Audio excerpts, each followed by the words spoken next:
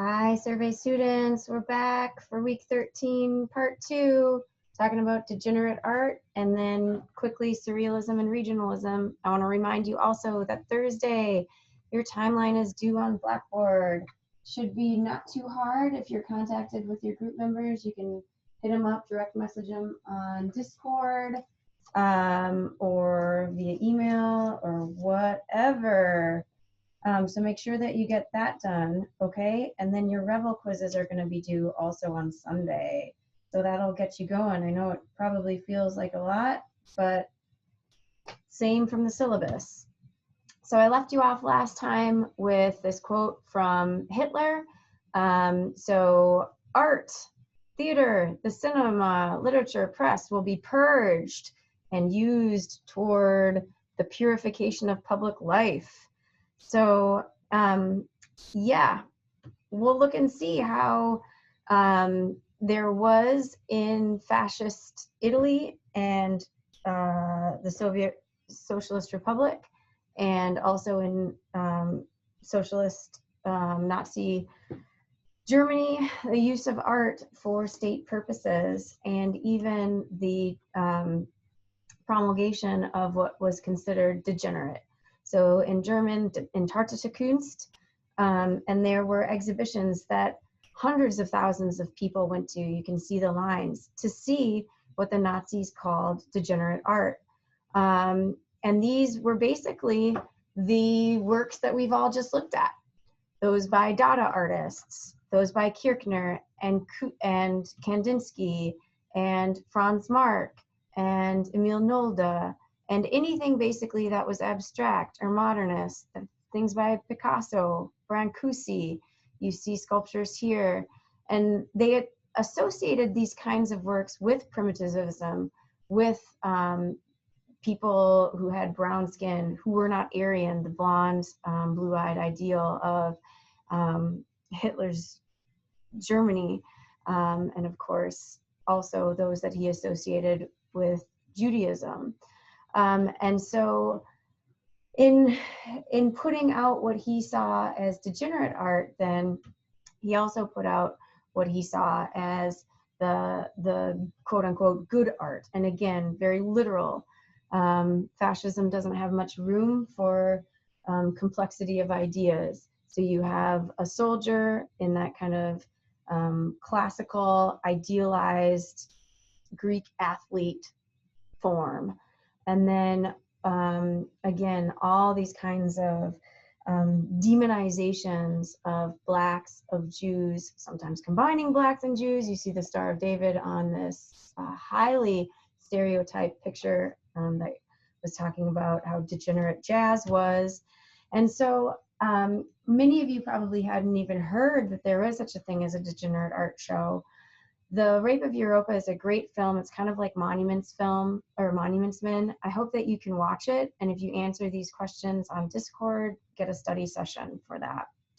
So thinking about what the Nazis' use of art was all about.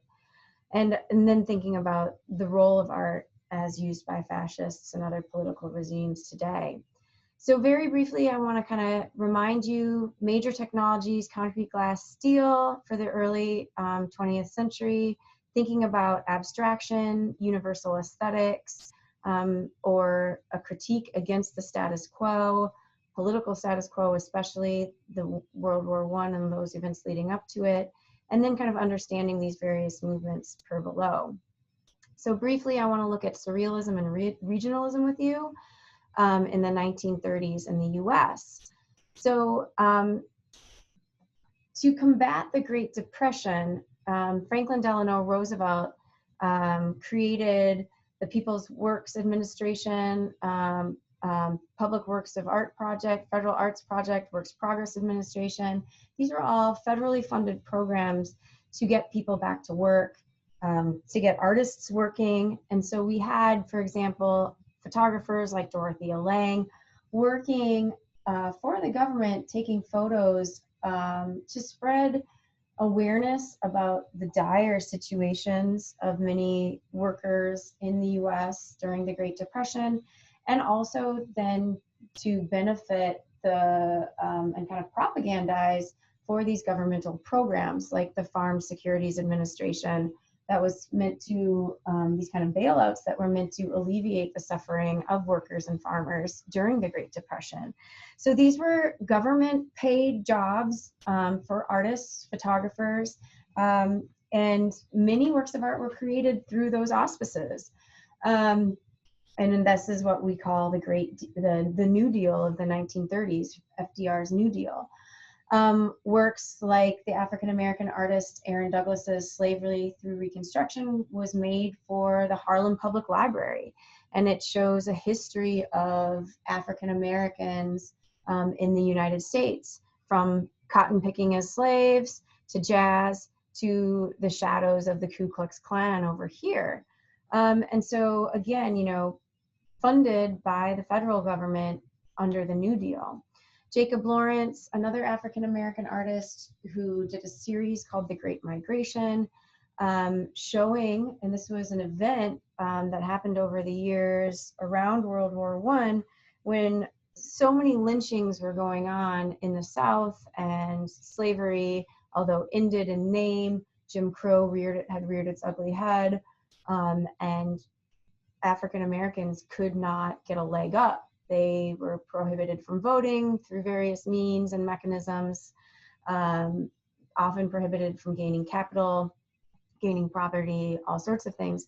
So during the war, when there were factory jobs, many African Americans went to places like Chicago, New York, St. Louis in order to find work. And although what Jacob Lawrence, he documents this migration, the Great Migration, he also documents that there's still racism in the North. It's not a panacea.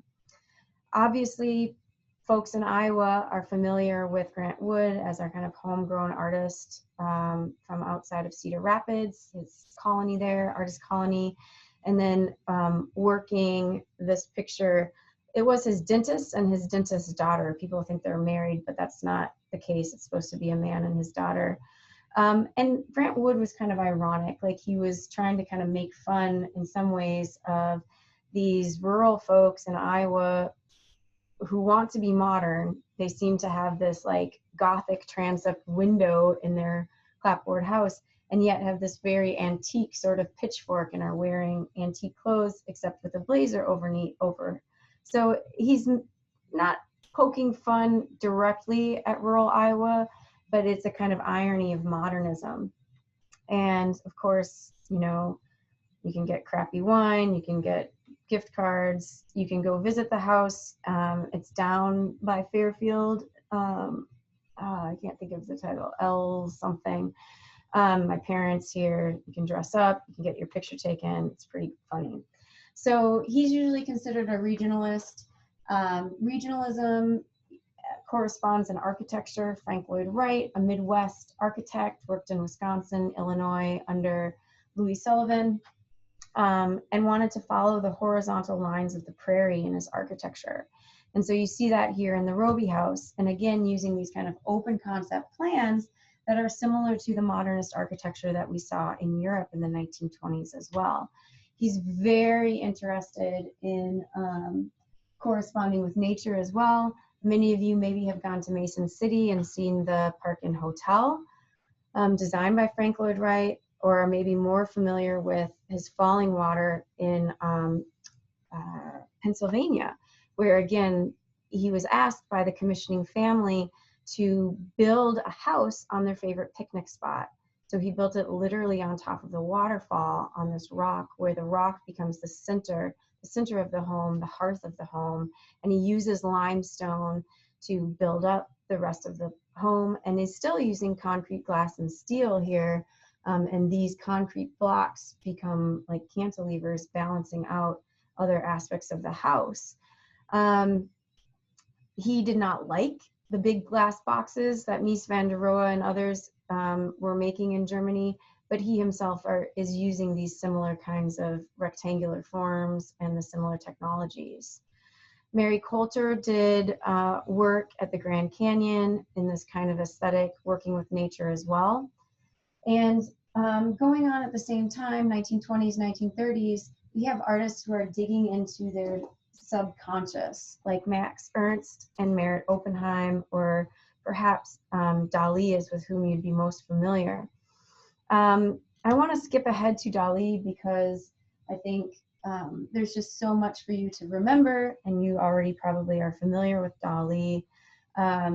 He used something called the paranoid critical method to kind of look into his dreams, and this was something, again, to tap into the unconscious that he and others like Andre Breton wanted to do. And so the compositions don't seem to have much to do with reality. Many of them look somewhat sexualized, seeming to have to do with disease, ants growing from this clock face, the birth of liquid desires. He had ostensibly been shown medical manuals of sexually transmitted diseases when he was young, and some of these kinds of things that Freud talked about, and Freud's psychoanalytic theories are what are coming out here in these surrealist works. Always got to have a little fun. And Frida Kahlo, sometimes put into the surrealist camp. Diego Rivera was her husband. He was a socialist communist, worked in Mexico, as well as had commissions in the United States. Big murals, did these big murals because he was interested in reaching the people and looking back into the muraling fresco tradition of the ancient peoples of Mexico, like the Maya and the Mexica, or so-called Aztec. And I'll end then this little mini lecture, again, bringing it full circle to the rise of fascism in Europe after World War I.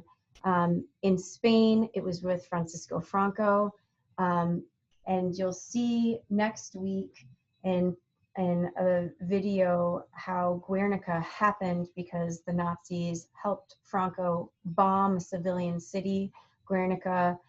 And this is Picasso's reaction, a huge mural for the people, for the Spanish pavilion in 1937 about that bombing. So that will be a video for you for next week, week 14.